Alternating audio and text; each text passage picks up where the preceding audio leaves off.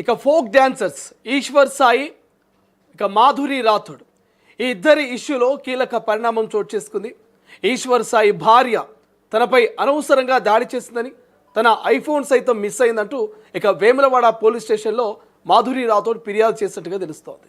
తనకు న్యాయం చేయాలని, తనపై దాడి చేసిన వారిపై చర్యలు తీసుకోవాలంటూ ఇక పోలీస్ స్టేషన్ మెట్లెక్కింది folk dancers Madhuri Rathod.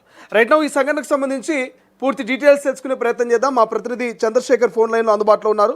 So Chandrasekhar, ఏం జరుగుతుంది? గత 2-3 రోజుల నుంచి సోషల్ మీడియా ఓపెన్ చేస్తే ఈశ్వర్ సాయి ఇక మాధురి రాథోడ్ వివాదమే చర్చనీయాంశంగా మారుతోంది. శ్రీశైలం ఈ మధ్య కాలంలో రాష్ట్ర వ్యాప్తంగా ఒక చర్చకు దారితీసినటువంటి అంశమే ఈ ఫోక్ డాన్సర్లకు సంబంధించినటువంటి ఇల్లీగల్ వ్యవహారం. దీనికి సంబంధించి వివాహేతర సంబంధాలు చాలా మంది నడుపుతున్నారని చెప్పేసి ఆరోపణలు వస్తున్నటువంటి నేపథ్యంలో వీరు రెడ్ హ్యాండెడ్ గా దొరకడం జరిగింది. ఈశ్వర్ సాయి అలాగే మరో డాన్సర్ మధురిమ రాథోడ్ తో కలిసి వేములవాడలో సాంగ్ షూటింగ్ అనేటువంటి నేపథ్యంతో వచ్చినటువంటి క్రమంలో ఈశ్వర్ సాయి భార్య శరణ్య రెడ్ హ్యాండెడ్ గా పట్టుకుంది. దాన్ని చిత్రీకరిస్తూ వైరల్ గా మారినటువంటి అంశం వీరి మీద పోలీసులకి ఫిర్యాదు చేయడం జరిగింది. ఆ తర్వాత జరిగినటువంటి పరిణామాలు అనేక మార్పులకు దారితీశాయి. దీనిపైన స్పందించినటువంటి ఫోక్ సింగర్స్ అండ్ డాన్సర్లు మీడియా సమావేశంలో అందరినీ ఒకే ఘాటున కట్టకండి అంటూ విజ్ఞప్తి చేయడం జరిగింది. జానులిరి, శేఖర్ వైరస్ లాంటి వాళ్ళంతా కూడా. ఇది ఇలా పక్కన పెడితే తాజాగా వేములవాడ పోలీస్ స్టేషన్ లో మధురిమ రాథోడ్ పోలీసులకి ఫిర్యాదు చేసింది.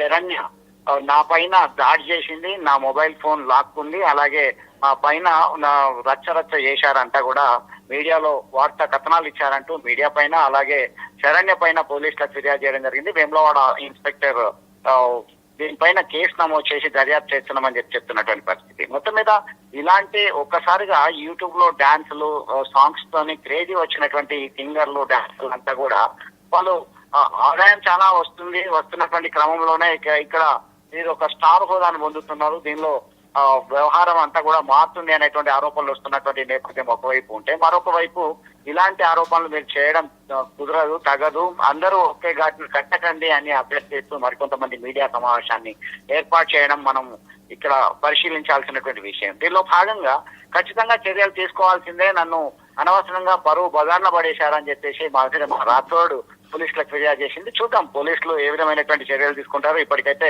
ఖచ్చితంగా తమ మొబైల్ ఫోన్ పోయింది, తనని బజార్కి ఇచ్చారు, తన మీద దాడి చేశారా అనేటువంటి కోణంలో ఫిర్యాదు చేసినటువంటి పరిస్థితి అయితే గమనించవచ్చు. రైట్ చంద్రశేఖర్, మరోవైపు శరణ్య ఎప్పుడైతే మాధురి పైన మరి దాడి చేసి రెడ్ హ్యాండెడ్ గా వాళ్ళని పట్టుకుందో, తర్వాత ఆమె పోలీస్ స్టేషన్కి వెళ్ళి ఫిర్యాదు చేసిన అనంతరం మాట్లాడిన వీడియో చాలా వైరల్ అవుతుంది. ఈ మధ్య కాలంలో ఒక యూట్యూబ్ ఛానల్కి ఇచ్చిన ఇంటర్వ్యూలో కూడా నా భర్త చాలా మంచివాడు, కనీసం మద్యం అలవాటు కూడా లేదు, ఆ అమ్మాయి నా భర్తను లోబరుచుకునే రీతిలో ఆమె చేసిన కామెంట్స్ పైన ఎటువంటి చర్చ జరుగుతుంది. సోషల్ మీడియాలో మాత్రము కొంత శరణ్య పైన మాత్రం కొంత అగనిస్ట్గానే ఉన్నట్టు తెలుస్తుంది, మాధురికి కొంత సానుభూతి వస్తున్నట్టు తెలుస్తుంది.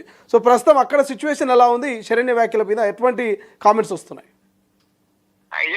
మీరు అన్నట్టుగా శ్రీశైలం ఇక్కడ 2 కోణాల్లో మనం చూడాల్సినటువంటి పరిస్థితి ఉంది. నీకు పెళ్ళైన వాడే దొరికాడా, దీనికి సంబంధించి నువ్వు వివాహేతర సంబంధం నెలకొల్పాలంటే పెళ్ళైన వాడే దొరికాడా అంటూ కొంతమంది కామెంట్ చేస్తూ బహిరంగంగానే ఇటు శరణ్యకి మద్దతు ఇచ్చిన వాళ్ళు కొంతమంది ఉంటే, మరికొంతమంది మధురిమ రాథోడ్కి మద్దతుగా నిలిచినటువంటి వారు మరికొందరు. ఈమెను పరువును బజార్లో ఎందుకు పెట్టాల్సి వచ్చింది, ఈమె చేస్తున్నది పెద్ద తప్పేం కాదు అనేటువంటి కోణంలో సమర్థిస్తూ మాట్లాడేటువంటి వాళ్ళు సైతం చాలా మంది ఉన్నారు. ఆ బాబు చూస్తూ మీకు ఎలా చేయాలనిపిస్తుంది అని చెప్పి కూడా అప్పటికే రెడ్ హ్యాండెడ్ గా దొరుకుతున్నటువంటి క్రమంలో కామెంట్ చేస్తూ తీవ్రంగా దూషిస్తున్నటువంటి విజువల్స్ సైతం వైరల్ గా మారాయి. ప్రస్తుతం అయితే దీనిపైన పెద్ద ఎత్తున చర్చ జరుగుతుంది. ఏది ఏమైనప్పటికీ ఇలాంటి ఘటనలు పునరావృతం కాకుండా చూసుకోవాలి. ప్రతి వారికి ఫ్యామిలీస్ ఉంటాయి, దానికి సంబంధించి రచ్చరచ్చ చేయడం వల్ల అదంతా కూడా బజార్న పడితే ఆ కుటుంబ వ్యవస్థ విచ్ఛిన్నమయ్యేటువంటి ప్రమాదం ఉంది అనేటువంటి కోణంలో చర్చ జరుగుతుంది. ఇప్పటికైనా ఈ అంశానికి సంబంధించి ఫుల్ స్టాప్ పెట్టాలని కోరుతున్నటువంటి పరిస్థితి గమనించవచ్చు శ్రీశైలం.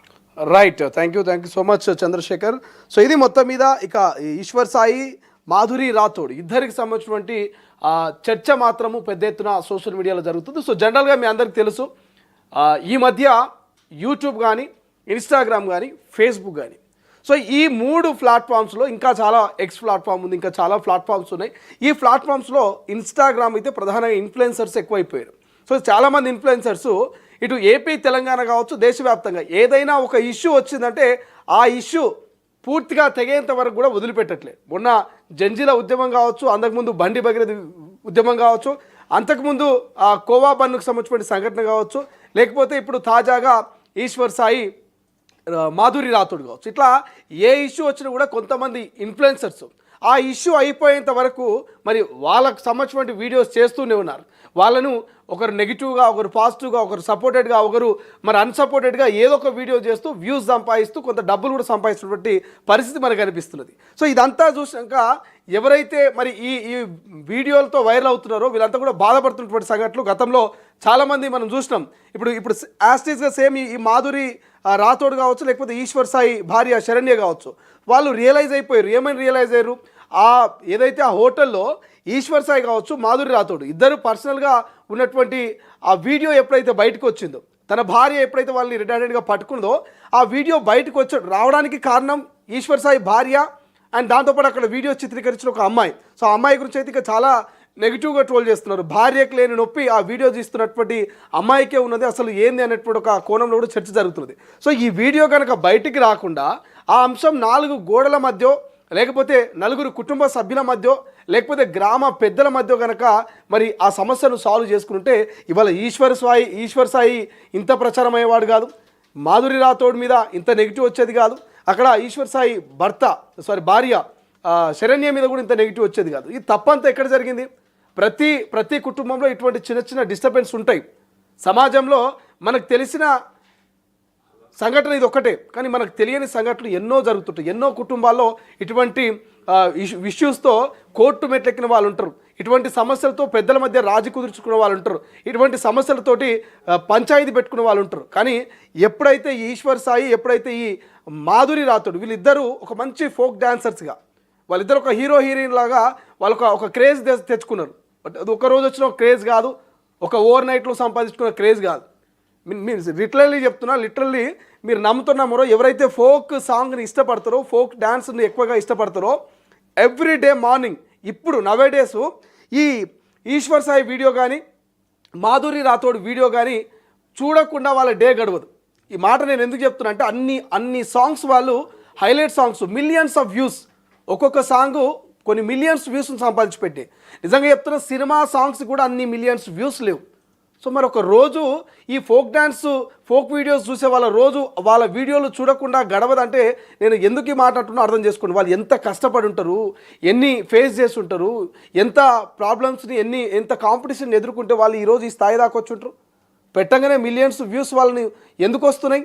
వాళ్ళ వీడియోస్ నచ్చి, వాళ్ళ పర్ఫార్మెన్స్ నచ్చి, వాళ్ళు సెలెక్ట్ చేసుకునేటువంటి ఆ సాంగ్స్ నచ్చే కదా ఆడియన్స్ వాళ్ళ వీడియోస్ చూస్తున్నారు. ఆ స్థాయికి వాళ్ళని తీసుకెళ్ళారు.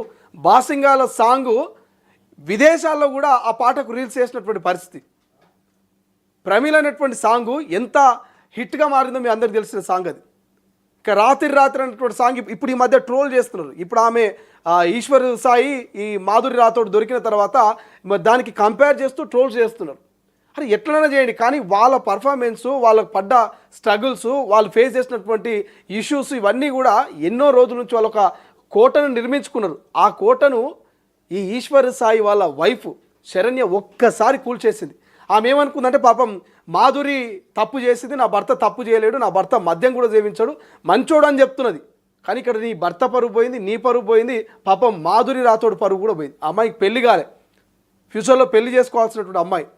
మీకు ఆల్రెడీ పెళ్ళి అయింది, పిల్లలు ఉన్నారు, నీ భర్త ఒక మగాడు కాబట్టి ఎట్నో అట్లా సస్టైన్ అవుతాడు. ఆఫర్లు వస్తే 4 రోజుల తర్వాత ఈ ఇష్యూ క్లోజ్ అయిపోతుంది. కానీ ఆ అమ్మాయి జీవితాంతం లైఫ్ లాంగ్ ఈ మచ్చను భరించాల్సి వస్తుంది.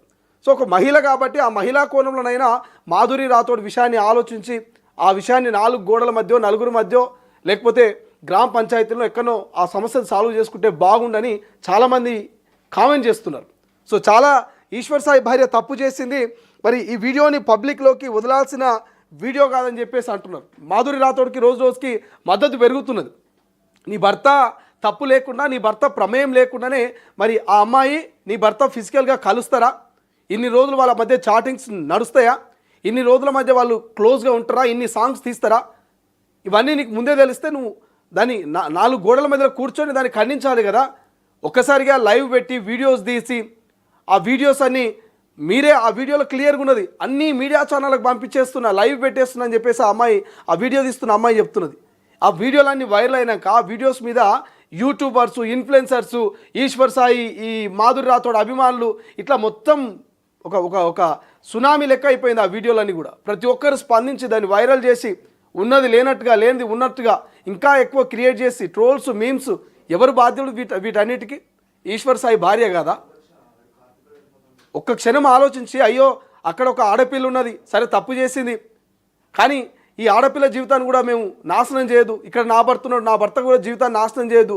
ఇద్దరు కలిసి ఎన్నో సాంగ్స్ చేసారు, చాలా సాంగ్స్ హిట్ అయినాయి, వాళ్ళకు కోటను నిర్మించుకున్నారు, ఆ కోట కుప్పగూలుతుంది ఈ వీడియోస్ బయటకు పోతే, ఈ అంశం బయటకు పోతే అని ఒక్క క్షణం ఆలోచిస్తే ఇంత ఇష్యూ ఉండకుంటుండే కదా, ఇంతమందికి తెలియకుంటుండే కదా.